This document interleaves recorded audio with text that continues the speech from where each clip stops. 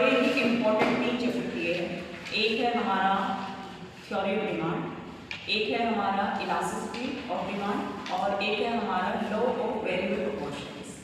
यहाँ तक कि 4 चैप्टर की भी शुरुआत हमने कर ली है, लेकिन जो 3 चैप्टर है वो हमने पूरे कंप्लीट किए हैं और तीनों ही वेरी इंपॉर्टेंट है, क्योंकि law of variable proportions always paper में आपको क्वेश्चन देखने को मिलेगा, एक लोटा क्वेश्चन है। उसके अलावा मैंने आपकी पूरी सिंगल यूनिट में से 2 चैप्टर करा दिए, दोनों में से एक क्वेश्चन 101% आएगा।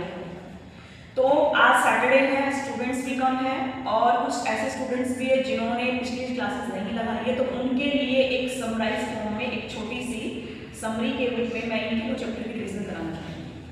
तो सबसे पहले हमने किया था किसी के आवाज आए थ्योरी ऑफ डिमांड।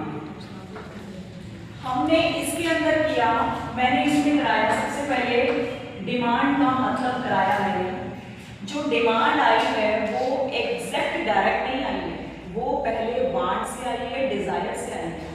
तो पहले डिजायर आई थी, फिर उसके बाद वांट्स आई थी और देन दोनों मिलकर इन्होंने डिमांड को बनाया। हमने ये किया था।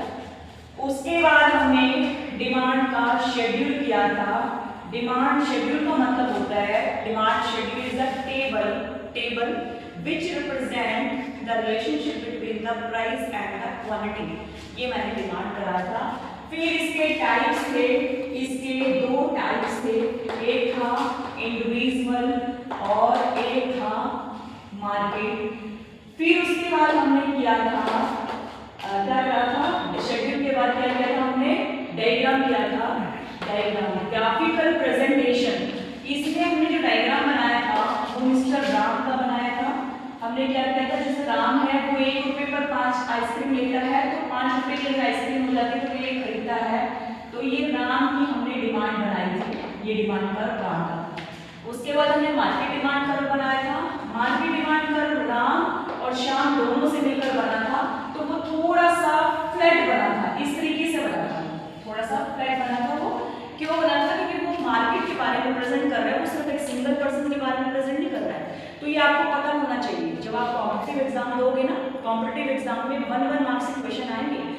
सबसे पहला क्वेश्चन तो ये दे देंगे आपको कि थ्योरी ऑफ डिमांड एक क्वांटिटिव है या क्वालिटेटिव है। ये क्वालिटेटिव है, क्योंकि इस चैप्टर के अंदर हम ये नहीं सीखते कि डिमांड कितनी चेंज होती है, हम जस्ट ये सीखते हैं कि प्राइस में चेंज होने पर डिमांड में चेंज आता है, बस हम ये सीखते हैं। तो क्वालिटी बताता है ये, हमें क्वांटिटी नहीं बताता, इसलिए